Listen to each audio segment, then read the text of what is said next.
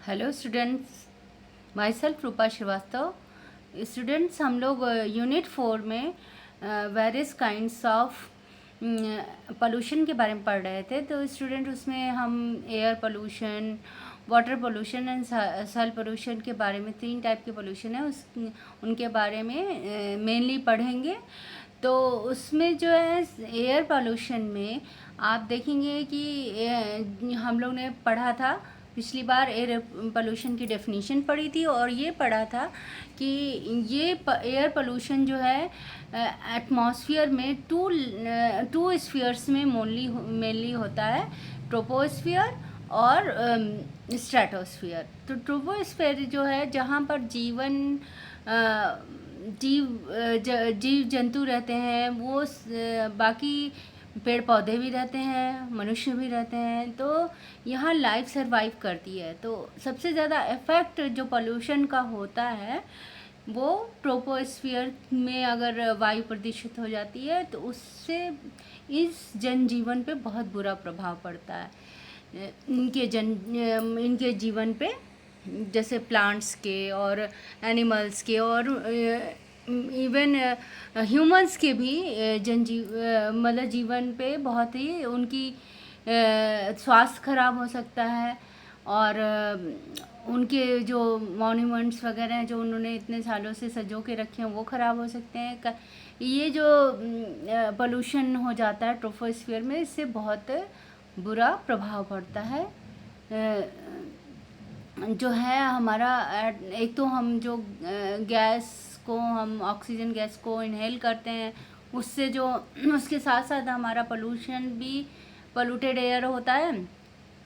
तो पोल्यूशन में जो नाइट्रोजन डाइऑक्साइड, नाइट्रिक ऑक्साइड और सल्फ़र डाइऑक्साइड, सल्फ़र ट्राइऑक्साइड, ये सब जो हैं पोल्यूटेंट्स हैं। कार्बन डाइऑक्साइड और कार्बन मोनोऑक्साइड, हाइड्रोकार्बन्स, ये सब पोल्यूटेंट्स होते हैं। वो हमारे शरीर के अंदर चले जाते हैं और हमारे शरीर पे दुष्प्रभाव इनका पड़ता है।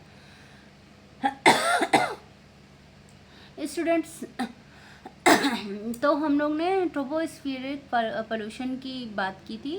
उसमें हमने पढ़ा था gaseous air pollutants and particulate matter. 2 types of pollutants पाए जाते हैं ट्रोपोस्फियर में, और हम लोग गैसियस एयर पोल्यूटेंट्स का मेनली अब डिस्कशन कर रहे हैं, जिसमें कि हम लोग ने अभी सल्फ़र डाइऑक्साइड एंड ट्राइऑक्साइड के बारे में पढ़ा, ऑक्साइड्स ऑफ सल्फ़र, ये पढ़ा था हम लोगों ने लास्ट वीडियो में। और उसके हार्मफुल इफ़ेक्ट पढ़े थे, क्या क्या होते हैं। अब स्टूडेंट्स जो है इसकी कंट्रोल भी हम लोग ने पढ़े थे, कैसे इसको हम कंट्रोल करें एनवायरनमेंट में, इस तरह सल्फ़र डाइऑक्साइड और ट्राइऑक्साइड को। तो अब स्टूडेंट्स हम लोग अनदर ऑक्साइड जो कि एटमॉस्फेयर में इनकी प्रेजेंस से मनुष्य के जीवन पे और पेड़ पौधों के और वनस्पतियों के और तमाम तरह की वनस्पतियां पाई जाती हैं, डाइवर्सिटी है, बहुत तरह के एनिमल्स पाए जाते हैं, उनके जीवन पे क्या बुरा प्रभाव पड़ता है नाइट्रोजन के ऑक्साइड्स का। तो स्टूडेंट्स, ये जो है नाइट्रोजन जो है उसकी कई तरह के ऑक्साइड पाए जाते हैं एटमॉस्फेयर में, जैसे NO, nitric oxide, nitrogen dioxide, N2O, N2O3 and N2O5। ये सारे फॉर्म है नाइट्रोजन के ऑक्साइड्स के, रिप्रेजेंटेड बाय NOx से इसको रिप्रेजेंट करते हैं, तरह तरह के ऑक्साइड को। ये कैसे हमारे एटमॉस्फेयर में ये पैदा होता है, क्या सोर्स है इसका, कहाँ से ये आ जाता है, नाइट्रोजन के ऑक्साइड्स कहाँ से एटमॉस्फेयर में आ जाते हैं। कुछ तो नेचुरल प्रोसेस होते हैं, कुछ ह्यूमन एक्टिविटीज़ होती हैं। जैसे कि आप देखते हैं कि बहुत तरह के ऑक्साइड नाइट्रोजन के होते हैं, लेकिन इनमें से सिर्फ NO जो होता है नाइट्रिक ऑक्साइड एंड NO2 जो कि जिसको हम नाइट्रोजन डाइऑक्साइड भी बोलते हैं, ये बहुत ही घातक होता है। Nitric oxide NO is a colour. ये कैसा दिखता है, अब हम ये देखेंगे। नाइट्रिक ऑक्साइड जो होता है इसका मॉलिक्यूलर फार्मूला NO होता है। Is a colourless odourless gas. ये मतलब इसका कोई कलर नहीं होता है और ये इसमें कोई गंध भी नहीं होती है इस तरह इसकी नाइट्रिक ऑक्साइड में।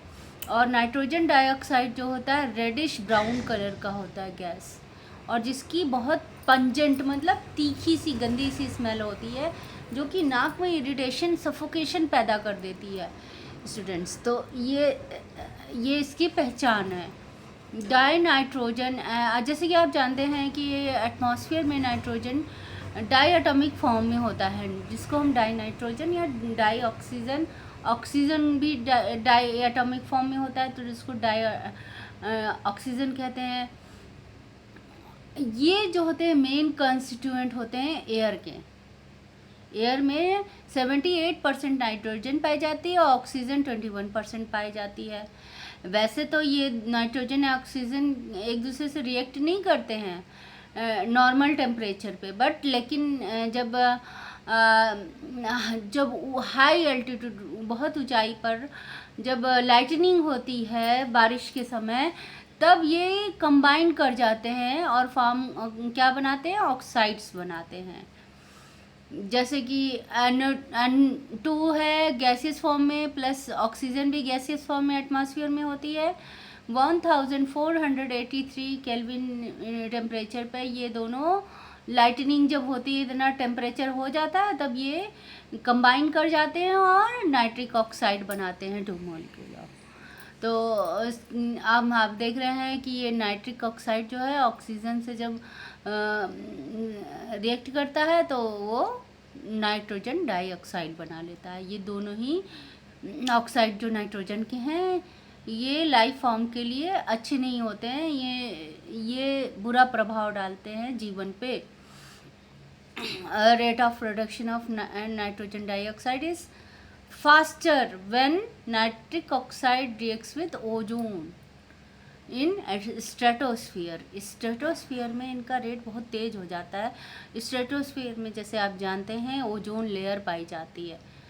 उस लेयर में जब ओजोन की प्रेजेंस में इनका नाइट्रिक ऑक्साइड से ओजोन जब रिएक्ट करता है तो ये नाइट्रोजन डाइऑक्साइड बहुत ही तेज़ी से बनाता है। अब ये जो है और कौन से सोर्स है, पहले तो हमने समझ लिया कि लाइटनिंग जब होती है एटमॉस्फेयर में तब ये होता है। दूसरा सोर्स है ऑटोमोबाइल इंजन। जब उनका हाई टेम्परेचर पे व्हेन फॉसिल फ्यूल जो है is burned and 2O2 combines to produce NO nitric oxide and NO2 as shown. जैसे कि पिछला रिएक्शन अभी हम लोग ने देखा ना, ये वाला यही रिएक्शन होता है ऑटोमोबाइल्स और फॉसिल फ्यूल की बर्निंग में भी। केमिकल इंडस्ट्री में भी अब तीसरा सोर्स क्या है स्टूडेंट्स, केमिकल इंडस्ट्री भी मैन्युफैक्चर करती है HNO3 हमारा नाइट्रिक एसिड होता है और H2SO4 सल्फ्यूरिक एसिड होता है।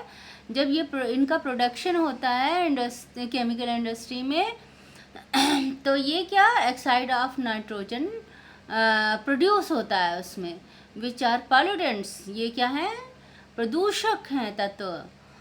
These oxide discharge into the air. ये जो है जब ये इनका प्रोडक्शन होता है नाइट्रिक एसिड को सल्फ्यूरिक एसिड का, तो ये नाइट्रोजन के ऑक्साइड्स भी बन जाते हैं। अब इसका अभी हम लोग ने पढ़ा कि nitric oxide and nitrogen dioxide का सोर्सेज क्या हैं पोल्यूशन के। ये तो सोर्सेज हमने पढ़ा क्या क्या हैं स्टूडेंट्स। पहला तो हमने पढ़ा ये कि एटमॉस्फेयर में ही जब लाइटनिंग होती है तब होता है। दूसरा हमने पढ़ा ऑटोमोबाइल और फॉसिल फ्यूल के जो होता है बर्न होता है तब ये होता है।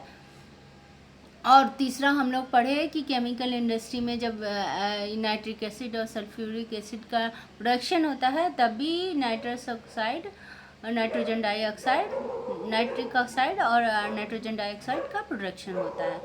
अब इनका बुरा प्रभाव क्या पड़ता है नाइट्रिक ऑक्साइड और नाइट्रोजन डाइऑक्साइड का ह्यूमन बीइंग पे, जो कि कंबाइंड रूप से ऑक्साइड ऑफ नाइट्रोजन के नेम से हम लोग समझ लेंगे। जैसे nitrogen dioxide is more dangerous as it is a toxic gas. जैसे कि आपने अभी हम जब इनके फीचर्स बता रहे थे नाइट्रोजन डाइऑक्साइड के, तो वो जो है इरिटेशन पैदा करता है रेस्पिरेटरी ट्रैक्ट में। जब उसको स्मेल करो तो बहुत ही पंजेंट स्मेल आती है, तो इरिटेशन पैदा करता है। और ये एक्यूट रेस्पिरेटरी डिजीज़ भी, बहुत देर तक आप उसको उसके मतलब उस एटमॉस्फेयर में रहें जहाँ पर नाइट्रोजन डाइऑक्साइड है, तो ये रेस्पिरेटरी डिजीज़ भी पैदा करता है चिल्ड्रंस में, बच्चों में तो ज़्यादातर। और इट इज़ ये टॉक्सिक भी होता है, मतलब जहरीला होता है। जो लिविंग टिश्यू, जो जिंदा हमारे ऊतक हैं, उन पे टॉक्सिक इफेक्ट डालता है, जहरीला प्रभाव डालता है स्टूडेंट, हमारे ही नहीं वनस्पतियों के। और आप देखेंगे जीव जंतुओं के बॉडी पे बुरा प्रभाव डालता है।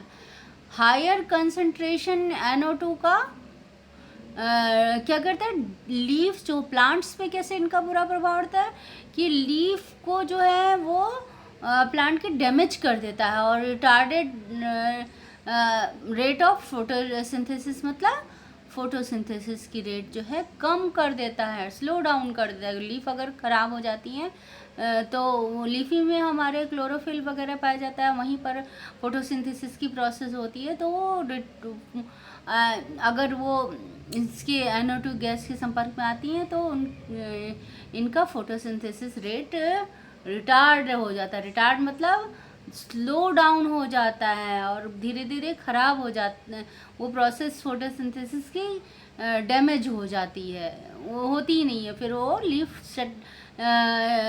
शेडिंग करना, गिरना शुरू कर देता है। ऐसे ही plant start shedding their leaves and fruits because इसका इफेक्ट से वो जो भी इसके टिश्यू हैं वो डैमेज होने लगते हैं।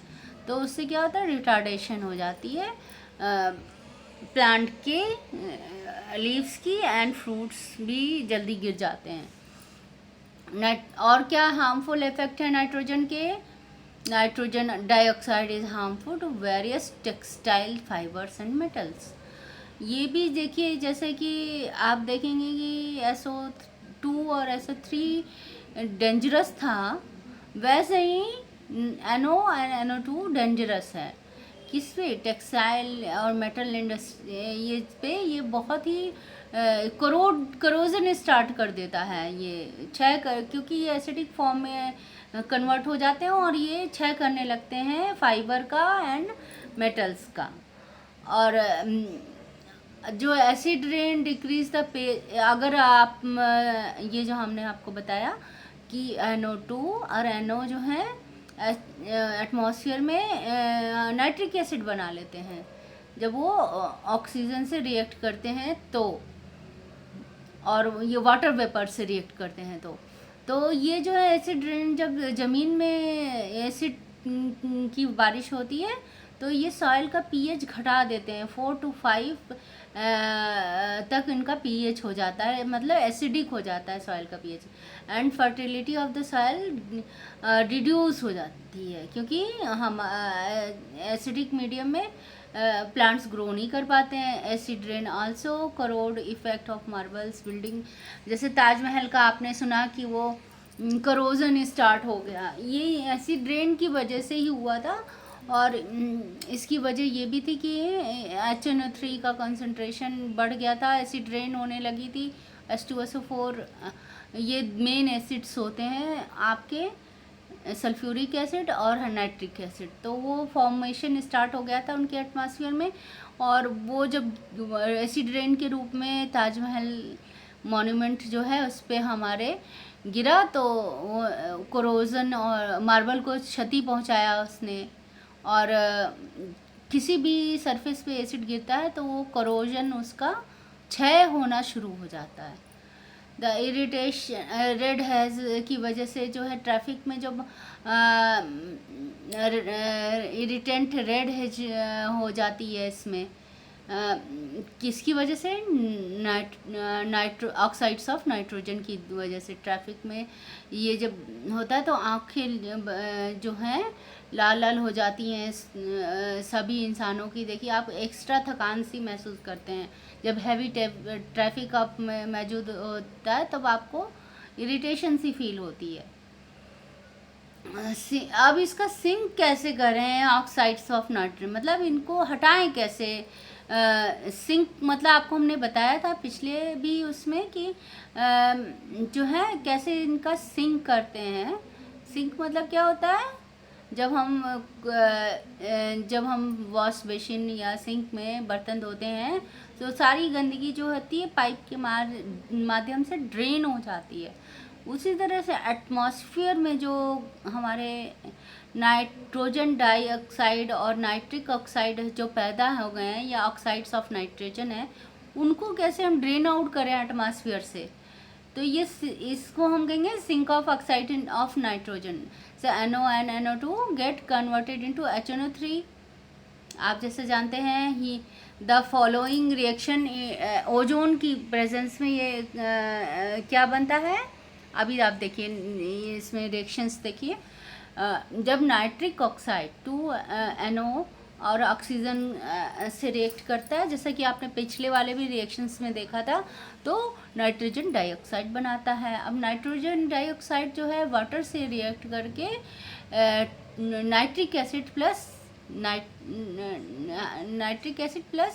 आपका ये HNO3 भी बनाता है। HNO3 नाइट्रिक एसिड और NO नाइट्रस ऑक्साइड बनाता है, नाइट्रिक ऑक्साइड ये बनाता है। तो अब ये यहाँ पर देखिए नाइट्रोजन डाइऑक्साइड ओजोन से क्रिया करता है तो वो N2O5 बनाता है प्लस O2 बनाता है, और O2 मतलब हमारा ऑक्सीजन, और N2O5 जब वाटर से रिएक्ट करता है तो क्या बनाता है, हमारा नाइट्रिक एसिड बनाता है स्टूडेंट्स। अब देखेंगे हम कि रेनी सीजन में HNO3 जो है जब डाउन गिरता है पानी के रूप में, पानी वाटर ड्रॉपलेट्स के रूप में वो ज़मीन पे गिरता है from atmosphere to the surface of the earth.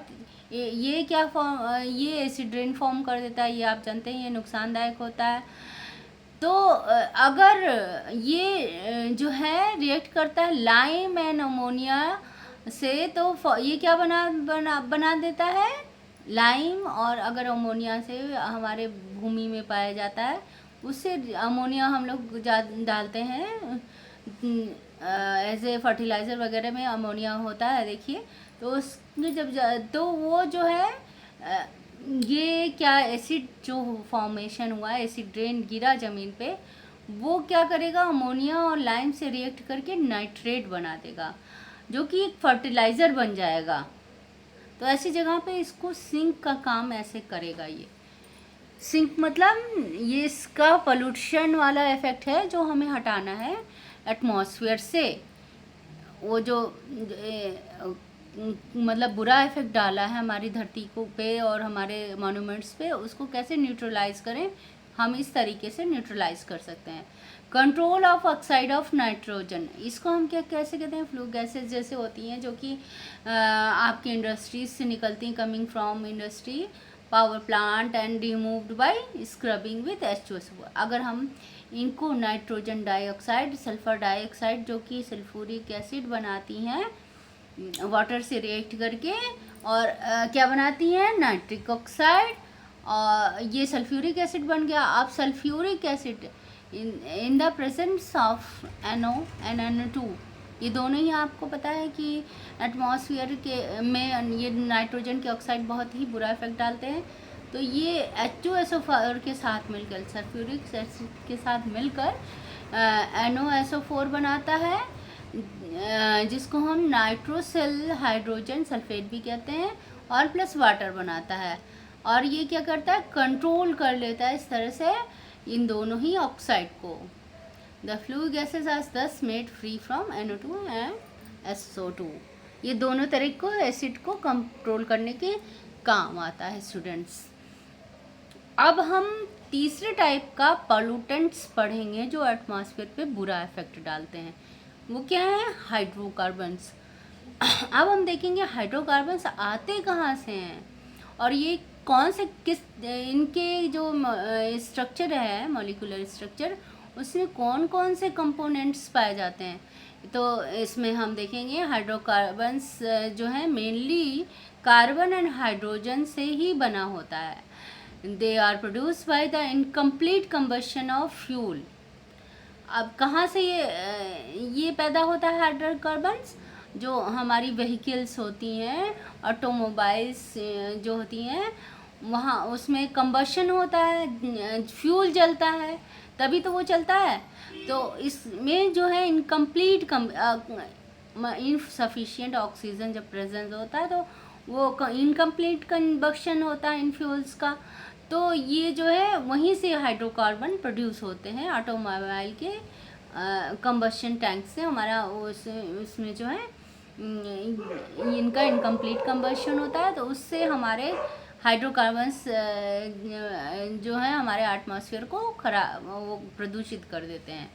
Some hydrocarbons are also produce due to the burning of fossil fuels, coal, wood, kerosene.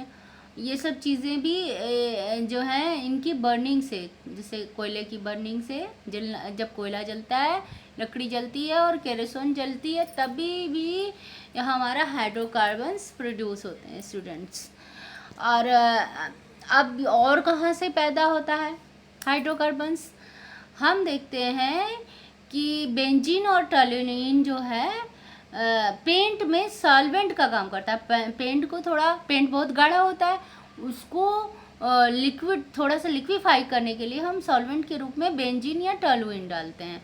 और वार्निश में भी डालते हैं। वार्निश आपको पता है कि लकड़ियों पे लगाया जाता है, और हम लोग लिक्विड में भी डालते हैं, लिक्विड इंडस्ट्री में भी ये बेंजीन और टोल्यूइन डालते हैं। और ये जब अगर हवा में खुला रह जाता है तो ये, लेकिन अगर हम पेंट लगा भी देते हैं तो भी तो वो इवेपोरेट होता है सरफेस से वॉल की, और वो इवेपोरेट होके वो क्या रिलीज़ करता है, हाइड्रोकार्बन्स बनाता है, एटमॉस्फेयर में रिलीज़ कर देता है।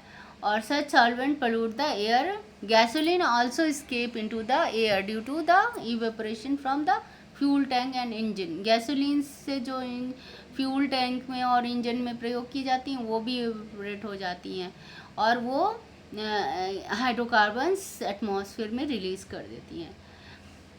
अब मेथेन जो है आप जानते हैं, is release into the air by the anaerobic decomposition. अब हमारे प्राकृतिक रूप से भी कुछ ऐसी घटनाएं घटती हैं जिससे मेथेन वगैरह जो है जब रिलीज़ होता है। जैसे कि हम देखेंगे कि एनारोबिक डिकम्पोजिशन, एनारोबिक मतलब क्या हुआ, जिस प्रक्रिया में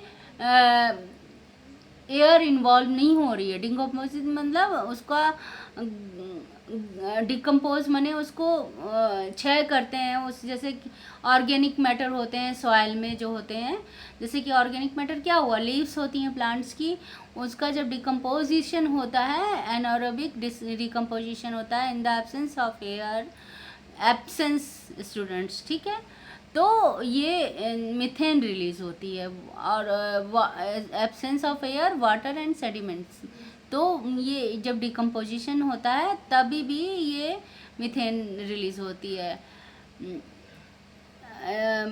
domestic animals contribute a huge amount of methane into the air as pollutant. ये भी इनका, ये इसको बैक्टीरिया देखिए कैसे मीथेन प्रोड्यूस हुई, 2CH2O बैक्टीरिया के प्रेजेंस में। ये जो है आप समझिए कार्बोहाइड्रेट का ही फॉर्म है, ग्लूकोज का 2CH2O। ये बैक्टीरिया के प्रेजेंस में क्या बनाता है, CH4 जो कि मीथेन है, प्लस कार्बन डाइऑक्साइड बनाता है। अब इसका हार्मफुल इफेक्ट क्या है हाइड्रोकार्बन्स का? Hydrocarbons are can carcinogenic, that is they causes cancers. मतलब ये तो सबसे ज़्यादा हार्मफुल है, क्योंकि कैंसर एक बहुत ही बड़ी बीमारी होती है जो कि शरीर पे आपके बहुत बुरा प्रभाव डालती है। और फिर उससे अगर उसकी फर्स्ट स्टेज जो तो इंसान बच भी जाता है, सेकंड और थर्ड में थोड़ा मुश्किल होता है बचना। तो ये बहुत हाइड्रोकार्बन भी बहुत ही बुरा प्रभाव डालते हैं। तो इनका मात्रा हमारे एटमॉस्फेयर में सीमित ही रहना चाहिए। तो हम ऐसे उपकरण का प्रयोग ना करें, ऑटोमोबाइल्स का कंप्लीट कंबशन हो, इसका ध्यान दें। इन सब चीज़ों से हम इसकी रोकथाम कर सकते हैं। और भी क्या हार्म्स पहुंचाता है ये क्या लें, प्लांट में जो है एजिंग ब्रेक डाउन कर देता है टिश्यू को मतलब डैमेज करना शुरू कर देता है। शेडिंग ऑफ लीव्स स्टार्ट हो जाती है। जब भी पौधों पे बुरा प्रभाव होता है ना, तो स्टूडेंट वो उनके पत्ते झड़ना शुरू हो जाएंगे, फ्लावर्स एंड ट्विग्स सब झड़ना शुरू हो जाएंगे, धीरे धीरे प्लांट मर जाएगा। ऐसे ही photochemical oxidant and photochemical smoke have damaging effect on the human being. ये जो है स्मोक सब पैदा हो जाते हैं हाइड्रोकार्बन की वजह से, वो भी एक बुरा प्रभाव डालते हैं ह्यूमन पे, मतलब मनुष्यों पे और पेड़ पौधों पे भी। They are produce by photochemical reaction between hydrocarbons with oxygen and oxide of nitrogen. और ये जो है कैसे प्रोड्यूस होते हैं? फोटोकेमिकल रिएक्शन जब होता है हाइड्रोकार्बन्स का एंड ऑक्सीजन का एंड ऑक्साइड्स ऑफ नाइट्रोजन का। अब कंट्रोल ऑफ हाइड्रोकार्बन्स हम कैसे करें भाई, कि कैसे सिंक करें, कैसे उसको न्यूट्रलाइज करें हाइड्रोकार्बन्स जो हमारे एटमॉस्फेयर में अधिक हो गया है। जो मेन सोर्स है हाइड्रोकार्बन्स का, जैसे हमने आपको पहले बताया, वो ऑटोमोबाइल्स है। मतलब जो हम व्हीकल्स, टू व्हीलर्स वगैरह यूज़ करते हैं वो सब हैं। तो और भी ये सब जिसमें भी ये जैसे कि फ्यूल, पेट्रोल वगैरह यूज़ किया जाता है, वो होती हैं। तो उसको कंट्रोल करने की क्या है, the step to control hydrocarbon pollution have been, मतलब ये इसको हम पढ़ेंगे कार्बन मोनोऑक्साइड पॉल्यूटेंट्स में, अभी देखेंगे यहाँ पर नीचे ही है। अब हम पढ़ेंगे कि ऑक्साइड ऑफ कार्बन ये भी बहुत ही नुकसानदायक है मनुष्य के जीवन पे, पेड़ पौधों के जीवन के लिए, और हमारे जीव जंतु के लिए के ऊपर भी बुरा प्रभाव डालते हैं। और कार्बन, इसमें मेनली कौन से ऑक्साइड हैं कार्बन के जो कि नुकसानदायक हैं हमारी प्रकृति के लिए और सब मतलब सब जीव जंतुओं पे और वनस्पतियों पे? वो है carbon dioxide and carbon monoxide. ये मेन पॉल्यूटेंट्स हैं। अब इसमें हम कार्बन मोनोऑक्साइड पढ़ेंगे स्टूडेंट्स पहले। ये जो है मोस्ट सीरियस पॉल्यूटेंट्स है कार्बन मोनोऑक्साइड। और ये दिखता कैसा है स्टूडेंट्स? ये कलरलेस होता है, ऑर्डरलेस होता है एंड टेस्टलेस होता है। तो ये सिर्फ जो है इसकी मात्रा कैसे जांच की जाती होगी?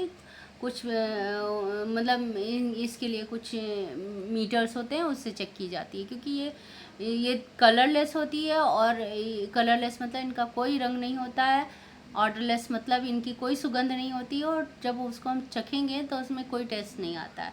It is produce in the number of ways. कैसे ये हमारे एटमॉस्फेयर में आती है? आप देखिए, इनकम्प्लीट कंबशन जब होता है कार्बन, जब भी हाइड्रोकार्बन्स या कुछ भी होते हैं जो जलते हैं, तो वो ऑक्सीजन के प्रेजेंट में जलते हैं।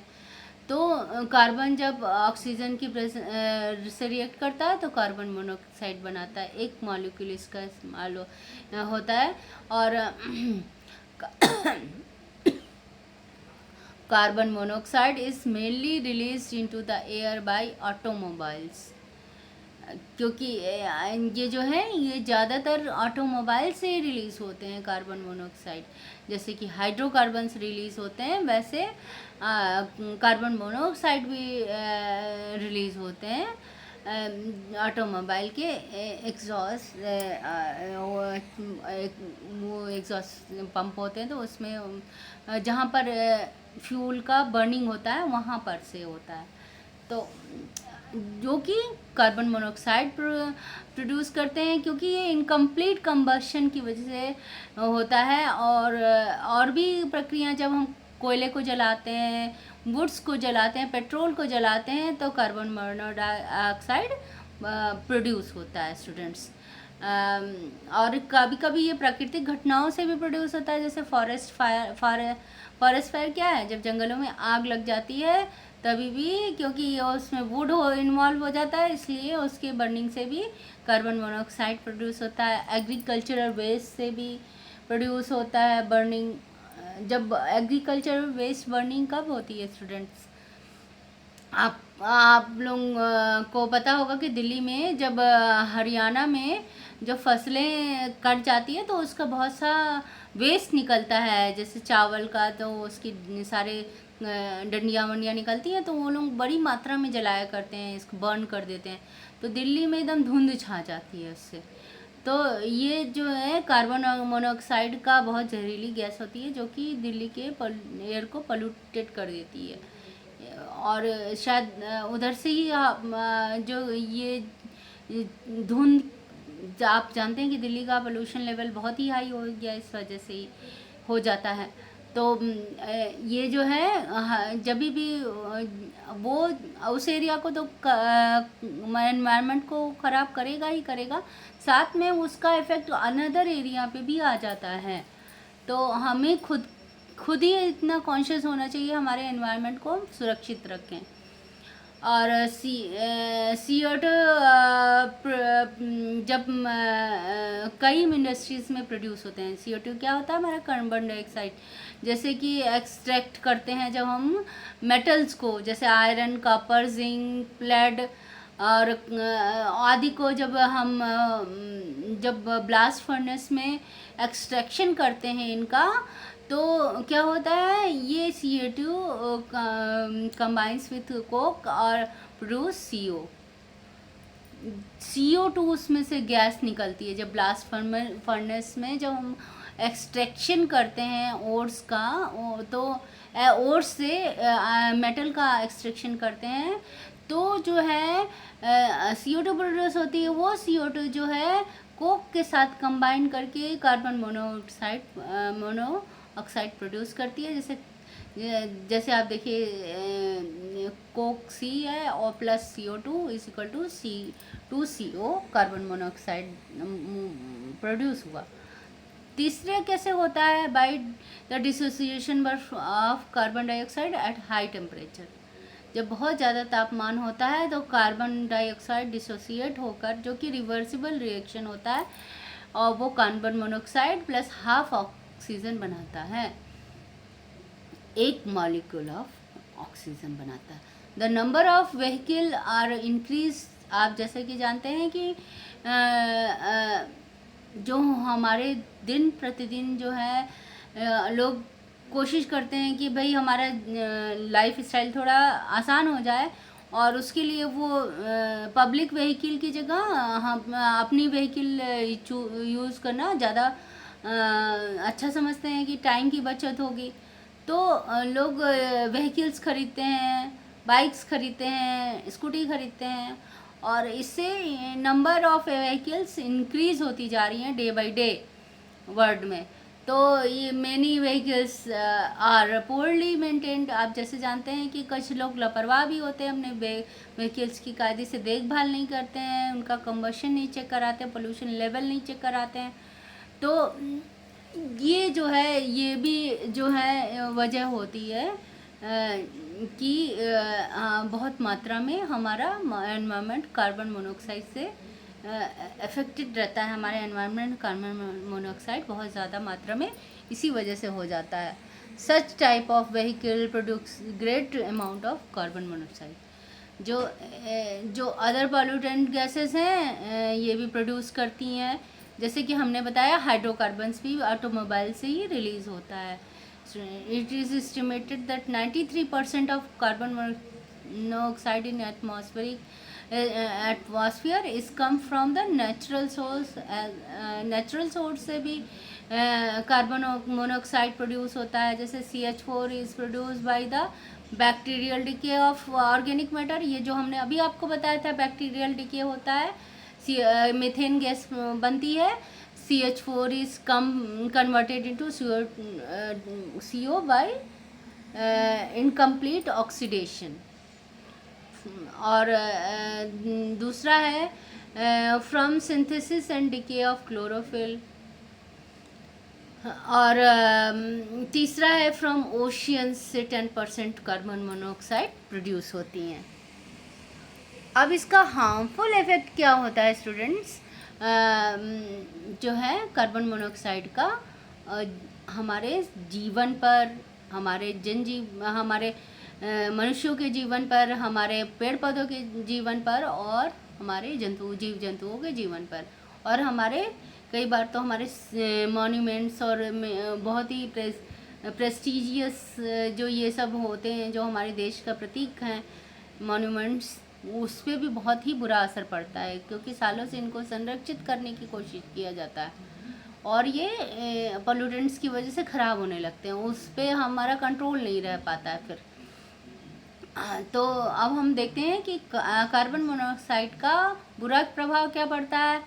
ये जो है हीमोग्लोबिन के साथ बाउंड कर जाता है और वो क्या बनाता है, कार्बोक्सी हीमोग्लोबिन बनाता है.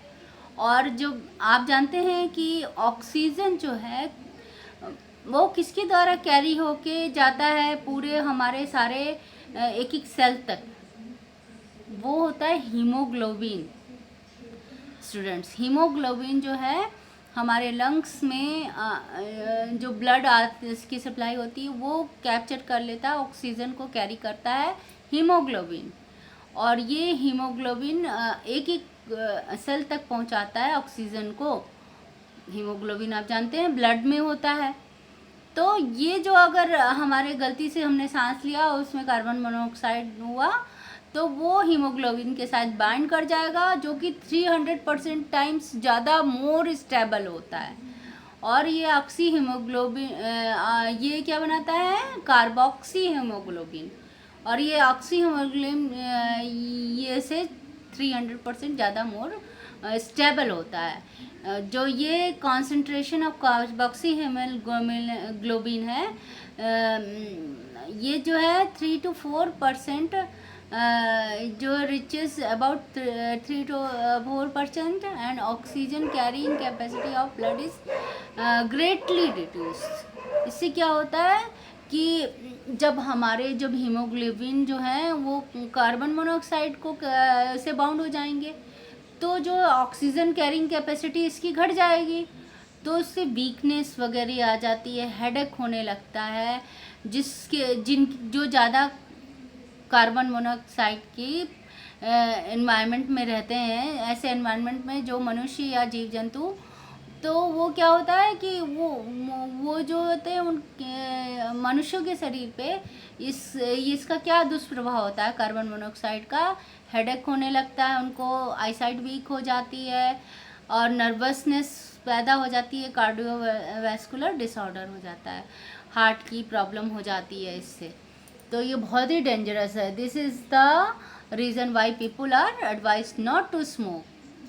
अब स्मोकिंग करेंगे उसमें भी कार्बन मोनोऑक्साइड प्रोड्यूस होगी, तो वो जो है जहरीली हो जाती है, कि मतलब उनकी श्वसन क्रिया पे प्रभावित करती है. सिर दर्द होता रहेगा उनका, वो कुछ अजीब से चिड़चिड़े से दिखाई देंगे क्योंकि उनकी हेल्थ अच्छी नहीं है, तो वो अपने को नॉर्मल नहीं महसूस कर पाते हैं. और प्रेग्नेंट वुमेंस पे इसका बहुत ही एडवर्स इफ़ेक्ट पड़ता है. ये क्या प्रीमेच्योर डिलीवरी करा देते हैं, स्पॉन्टेनियस एबॉर्शन हो सकता है इससे, और डिफॉर्म बेबी भी पैदा हो सकते हैं. और इसके लिए कॉशन क्या लेना चाहिए, do not sleep in close room. क्या मतलब आप अंगीठी जला के जाड़े की रात में अगर सो गए उसी कमरे में तो अंगी जो जो कोयला है वो भी ऑक्सीजन एब्जॉर्ब कर रहा है, और आप और ऑक्सीजन की हो सकता है रूम में कमी हो जाए, तो क्या हो रहा है कि कार्बन मोनोऑक्साइड प्रोड्यूस हो जाती है। उससे क्या होता है, इनकम्प्लीट कंबशन से ऐसा होता है। तो क्या होगा,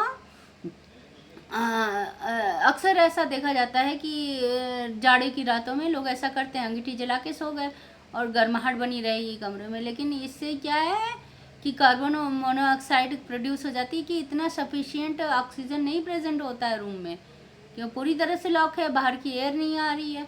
तो उससे क्या होता है कि जो मनुष्य है, जो इंसान उस एटमॉस्फेयर में सो रहा है, उसकी हेल्थ पे बहुत बुरा प्रभाव पड़ता है, क्योंकि इनकम्प्लीट कंबशन होता है कोक का, और वो CO प्रोड्यूस कर देती है, कार्बन मोनोऑक्साइड, क्योंकि insufficient amount of oxygen present होता है रूम में।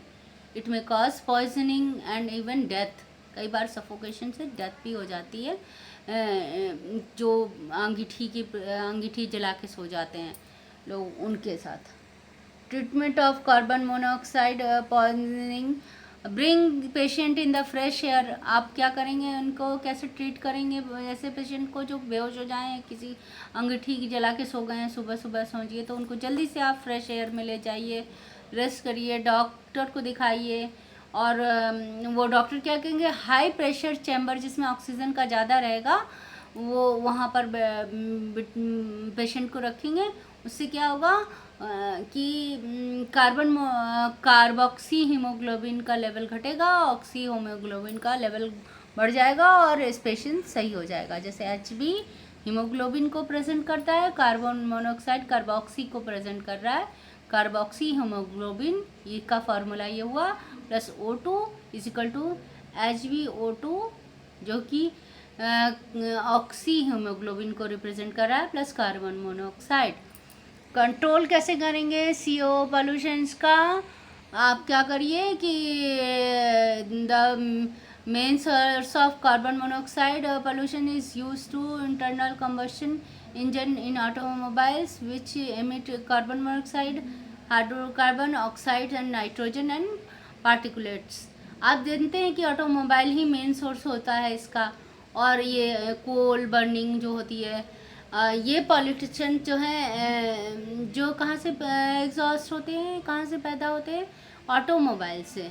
एंड इसके लिए हमें कौन से फ्यूल्स यूज़ करने चाहिए, CNG यूज़ करना चाहिए, compressed natural gas, LNG use करना चाहिए, liquefied natural gas, LPG liquefied petroleum gas में ये जो है प्रमोट करना चाहिए इसको, ताकि आपका एटमॉस्फेयर क्लीन हो सके। अब स्टूडेंट बस इसका कार्बन डाइऑक्साइड बचा है, जो नेक्स्ट वीडियो में हम कंप्लीट करेंगे, क्योंकि इसमें आपको सारे पॉल्यूटेंट्स के बारे में इस लेवल पे जानना बहुत ज़रूरी है। इसलिए आप मतलब अगर आप एयर पोल्यूशन के बारे में कभी अटेम्प्ट करें ये क्वेश्चन, तो आपको ये सारे पॉल्यूटेंट्स के बारे में लिखना होगा, इसका हार्मफुल इफ़ेक्ट भी लिखना होगा। ठीक है स्टूडेंट, थैंक यू क्लास।